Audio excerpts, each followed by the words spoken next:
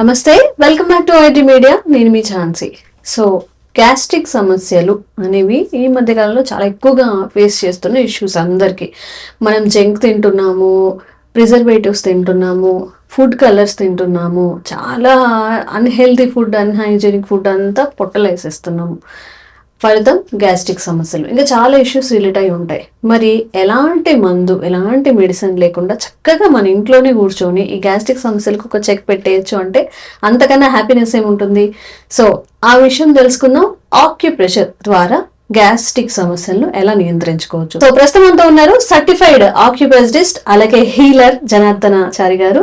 So sir తో మాట్లాడి ఈ విషయానికి ఒక చక్కని పరిష్కారం తెలుసుకునే ప్రయత్నం చేద్దాం. నమస్తే సార్. నమస్తే. ఎలా ఉన్నారు సార్? ఫైన్ అమ్మా, థ్యాంక్ యూ.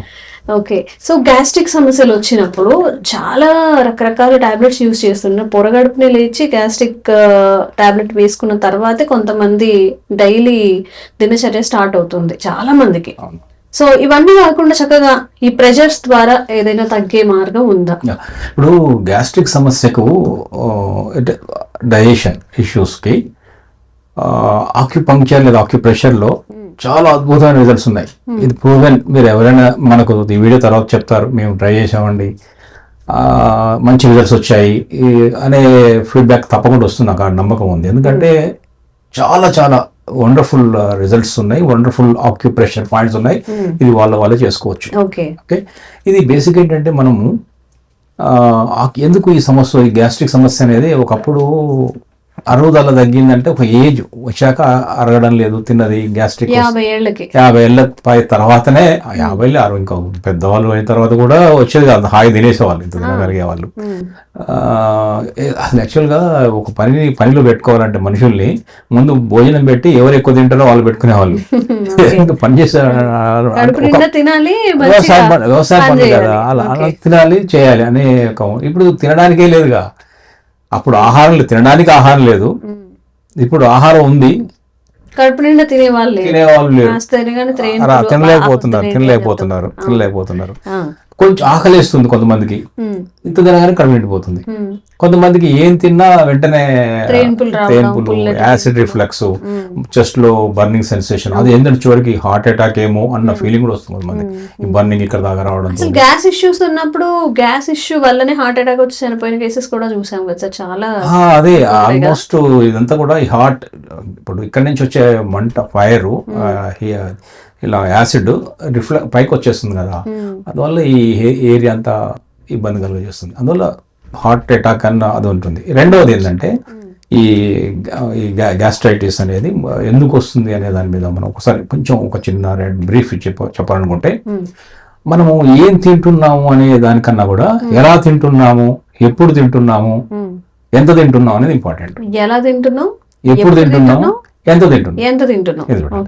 సో అంటే మనము మన పొట్టకు లేదా జీర్ణాశయానికి అనువైన ఆహారం తింటున్నామా లేదా అనేది ఇంపార్టెంట్. అంటే దీనికి సరిపడిన ఆహారం తినడం కూడా మంచిది కాదు. ఆక్యుపంక్చర్లో ఏం చెప్తామంటే మట్టి, ఎర్త్, మట్టి అంటే పొట్ట అంటాం మేము. మట్టిలో ధాన్యం వేస్తే ఇలా పండుతాయి, పొట్టలో కూడా గర్భం వస్తుంది, డెవలప్ అవుతుంది. మట్టి, పొట్ట అనేది రెండు నరిష్మెంట్ అండి, పోషణ. ఓకే, నరిష్మెంట్, పోషణ. ఇక్కడి నుంచి మనకు అన్ని ఆర్గాన్స్ కి ఎనర్జీ అందుతుంది. పొట్టలో ఉన్న ఆహారం ఏ తిన్నా కూడా అదే జీర్ణమయ్యి ఎసెన్స్ వచ్చి ఆ సారాలన్నీ కూడా ఆయా ఆర్గాన్స్ కి ఎనర్జీని ఇస్తున్నాయి. కంటి దగ్గర నుంచి జుట్టు దగ్గర నుంచి అంతా కూడా పొట్ట బాగుండాలి. ఇది కేంద్ర బిందువు. పొట్ట బాగుంటే అన్ని బాగుంటాయి. పొట్టని గట్ అంటాం, గట్ హెల్త్ అంటాం. అంటే మనం తిన్న ఆకలేయాలి, తినాలి, అరగాలి, జీర్ణం కావాలి, అది రసాలు శరీరానికి అందాలి, essence of the food, and waste అంతా కూడా మళ్ళీ ఎలిమినేట్ అవ్వాలి. సో ఇదంతా కలిపితేనే మనం ఒక మెటబాలిక్ యాక్టివిటీ, మెటబాలిజం అంటాం. సో అందువల్ల ఈ గట్టుకు బ్రెయిన్ యాక్సెస్ ఉందని కూడా అంటున్నాం మనం. సో మనం ఏం చేస్తున్నాం అంటే పొట్టకు అనువైన ఆహారం తింటున్నామా లేదా అని చూడాలి. అనువైన ఆహారం అంటే ఏంటి? ఇప్పుడు మట్టిలో కొన్ని రకాలే కలిసిపోవు. ప్లాస్టిక్లు వేస్తే మట్టిలో కలిసిపోవు, సీసాలు, గాజు వేస్తే కలిసిపోవు కదా. మట్టి అనేది జీర్ణం చేసుకోలేదు, ఇబ్బంది పడుతుంది, పర్యావరణ సమస్య. అట్లాగే పొట్టలు కూడా కొన్ని రకాల పదార్థాలు మనకు జీర్ణం కావు, అవి మనం ఇప్పుడు ఎక్కువ తింటున్నాం. రెండవది కెమికల్స్ బాగా పెరిగాయి. ఇప్పుడు మనం ధాన్యం పండించాలంటే ఒకప్పుడు తక్కువ chemicals, fertiliser, natural fertilisers, pesticides లేనే లేవు. ఫెర్టిలైజర్స్ కూడా న్యాచురల్గా ఉండేవి. ఏది మన పశువుల వ్యర్థాల నుంచే తీసేవాళ్ళు. అట్లా కాకుండా ఎరువులు, పురుగు మందులు వాడకం, ఇవన్నీ కూడా ఏమైంది, మట్టి స్పాయిల్ అయిపోతుంది. మట్టిలో పండిన ధాన్యం కూడా కెమికల్స్ మయమవుతుంది. అది మనం తింటున్నాం కాబట్టి మట్టి పొట్ట ఎందుకు అంటున్నాం అంటే అదే తింటున్నాం కాబట్టి ఇది కూడా స్పాయిల్ అయిపోతుంది. ఇది సో మనకి ఏది నచ్చుతుంది పొట్టకి అంటే 2-3 విషయాలు చూడాలి. ఒకటి, మన ప్రాంతంలో పండిన ఆహార పదార్థాలన్నీ కూడా మన పొట్టకు నచ్చుతుంది. రీజనల్, ఇంపోర్టెడ్ నచ్చదు. ఫర్ ఎగ్జాంపుల్ విదేశాల నుంచి ఆవకాడో అదో ఏదో తెప్పిస్తాను అంటున్నారు. అది మన ప్రాంతంలో పండింది కాకపోతే, మన పూర్వీకులు ఆ పదార్థాన్ని కనుక తిని ఉండకపోతే అది మనకు అంత సరిపడదు. ఎందుకంటే మన ఈ సెల్స్, కణాలు దాన్ని గుర్తుపట్టలేవు. ఆ డైజెస్టివ్ సిస్టమ్ దానికి అనుగుణంగా లేదు. అందుకని మన వాళ్ళు ఏం తిన్నారో చూసి తినొచ్చు. మన వాళ్ళు ఈ సమయంలో ఏం తినాలి అంటే ఒక్కటి గుర్తుపెట్టుకో, మన పూర్వీకులు తిన్నారా లేదా, తిన్నారు, మా నాన్న అమ్మ నాన్న తిన్నారు, మనం తినచ్చు. మనకు ఖచ్చితంగా సరిపోతుంది, దాదాపు సరిపోతుంది. కొంచెం లైఫ్ స్టైల్ మారింది కాబట్టి అంత తినకూడదు, కానీ ఆ పదార్థం మనకు పడుతుంది. రెండవది, మన రీజనల్తో పాటు సీజనల్గా వచ్చేవి కూడా తీసుకోవాలి. మన ఈ సీజన్లో అన్ని తినవచ్చు. మన సీజన్లో ఇప్పుడు ఒక్కొక్క సీజన్లో ఒక్కొక్క ఫ్రూట్స్ వస్తాయి, ఒక్కొక్క సీజన్లో ఒక ధాన్యం వస్తుంది. అవన్నీ కూడా మనకు చాలా చాలా హెల్ప్ అవుతాయి. ఈ రెండు మన అంటే ఏది మంచిది ఏది చెడ్డది అని చెప్పడం కోసం చెప్తున్నాను. ఓకే, ఇక మూడవది ఏంటంటే ఎలా తినాలి. ఎలా తినాలంటే మనం తినే పదార్థాలు ఎంత గొప్పవైనా కూడా తినే పద్ధతి ప్రకారం తినాలి. ఎలా తినాలి? ఒక్క సింపుల్ సిస్టమ్ చెప్తున్నా నేను, ఎంత పెద్ద సమస్యకని చెక్ పెట్టవచ్చు. కొంచెం నమిలి తినండి. నమిలి chewing proper chewing is important. సగం మన నోట్లోనే అరిగిపోవాలన్నట్టు, పొట్టకి ఎక్కువ శ్రమ కలిగించకూడదు. ఎందుకంటే అది ఇబ్బంది పడుతుంది. ఈరోజు మనము తినకూడని పదార్థాలు తింటున్నాము, తాగకూడని ద్రవాలు తాగుతున్నాము, అందువల్ల పొట్ట ఇబ్బంది పడుతుంది. అందుకని ఏం చేస్తున్నాం అంటే నమిలి తినండి. Chewing is important. గ్యాస్ట్రిక్ సమస్యకి చాలా చాలా ఇంపార్టెంట్. నమిలి తింటే 100 ఏళ్ళ ఆయుష్ అంటాం. మంచి నమిలి తినండి. ఫుడ్ని ఎంజాయ్ చేయాలి. ముద్దకు ఒక రుచి ఉంటుంది.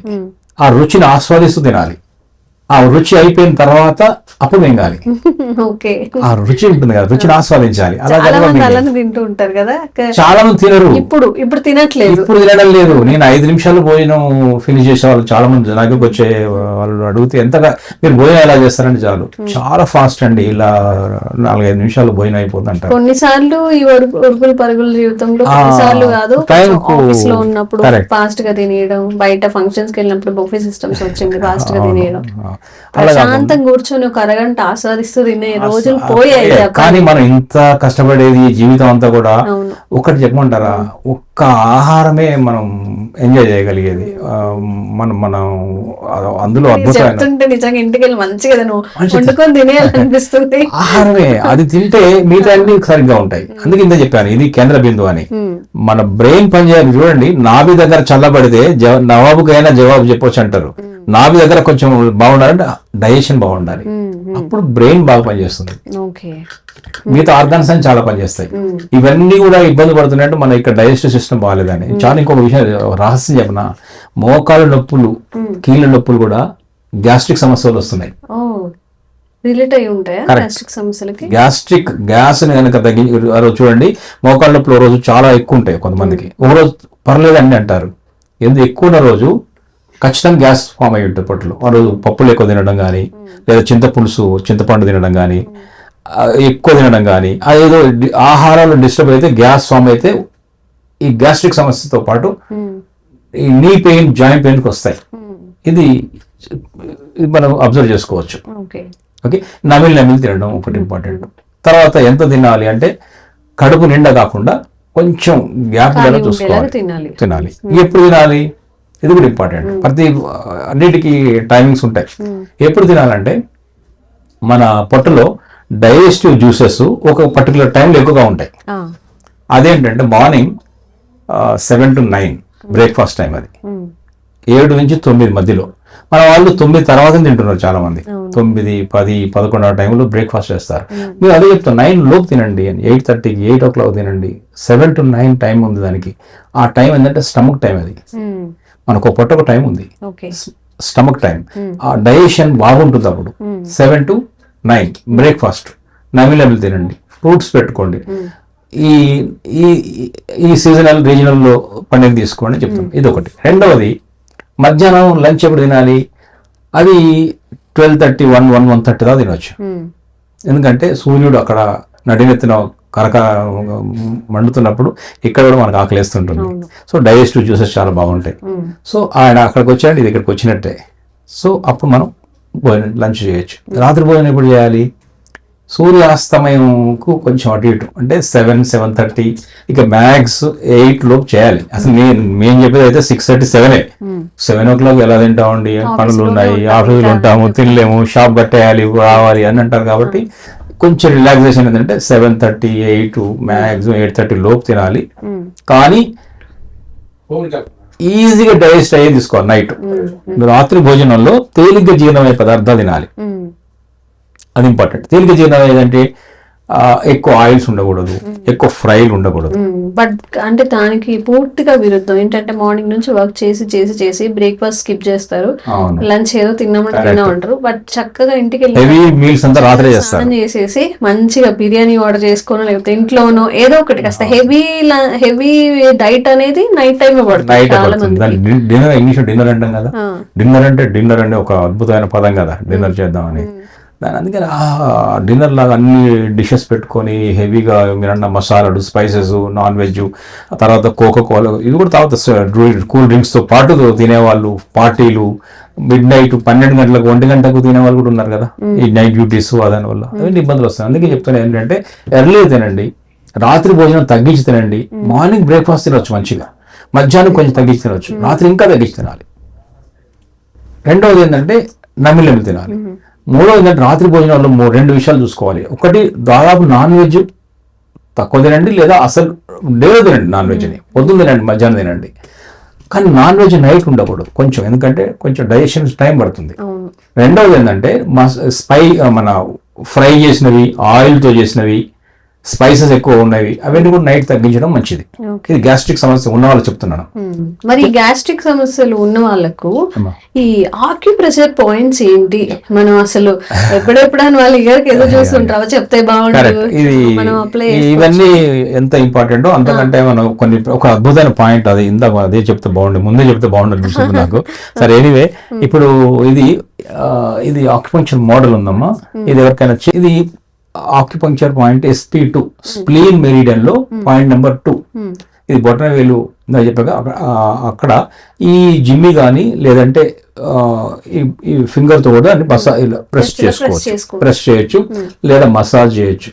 ఇలా సర్క్యులర్ మోషన్ లో మెల్లగా, ఎక్కువ గట్టి చేయకూడదు. ఆ పాయింట్ చేయడం ద్వారా ఏమవుతుందంటే స్ప్లీన్ మెరిడియన్ లో ఫైర్ పాయింట్. అది ఈ పంచభూతాల్లో మళ్ళీ అగ్నితత్వం ఉంటుంది. సో ఎక్కడ డైజెస్టివ్ జ్యూసెస్ లేదో, జఠరాగ్ని లేదో, స్ప్లీన్ లేదా స్టమక్ లో అగ్ని మళ్ళీ ఖచ్చితంగా వస్తుంది. ఆ పాయింట్ చేసి చూడండి, రిజల్ట్స్ చేసిన ఆ నైటే కనిపిస్తాయి. ఆక్యుపంక్చర్ లో అయితే తెలుస్తుంది, ప్రెషర్ లో అయితే మేబీ ఒక 1-2 days లో రిజల్ట్ వస్తుంది. ప్రెషర్ కదా, పంక్చర్ కాదు కదా, నీడిల్ వేయడం లేదు కదా. సో ప్రెషర్ చేయండి. 1 week చేయమంటారా? అలాగా రెగ్యులర్ చేయాలి. అది సైడ్ ఎఫెక్ట్ లేదు, దానివల్ల నష్టం. వాళ్ళకి క్విక్ రిజల్ట్స్ కావాలి. 2 రోజుల నుంచి వస్తుంది, ఇవాళ రేపు చేస్తే ఎల్లుండి వస్తుంది. కొంతమందికి అదే నైట్ కూడా చాలా రిలీఫ్ వచ్చేస్తుంది. కొంచెం బాగుంది, పొట్ట హెవీనెస్ తగ్గింది, కొంచెం డైజెషన్ బాగా అనిపిస్తుంది, తేన్పులు తగ్గాయి. ఇప్పుడు 100% ఉన్నాయి అనుకోండి, 30% ఆ రోజు రిజల్ట్ వస్తుంది. ఇప్పుడు 30%, సమ్ టైమ్ 50% తగ్గొచ్చు. కొంతమందికి అప్పుడప్పుడే గ్యాస్ట్రిక్ ఇష్యూ ఉంది, 100% రిజల్ట్ వచ్చేస్తుంది 1-2 days లోనే.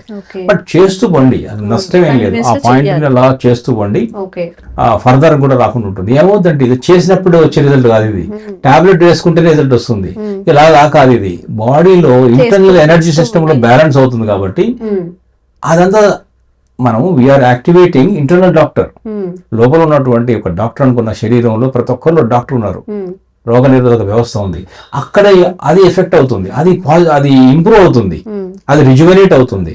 దానివల్ల ఈ ప్రభావం అనేది కంటిన్యూస్ గా ఉంటుంది, సస్టైన్ అవుతుంది. లాంగ్ రన్ అంటే ఇది ట్రీట్మెంట్ లాంగ్ రన్ లో పనిచేస్తుంది. అంటే లాంగ్ రన్ అనేది చాలా కాలం పాటు ఉంటుంది ఈ ప్రభావం.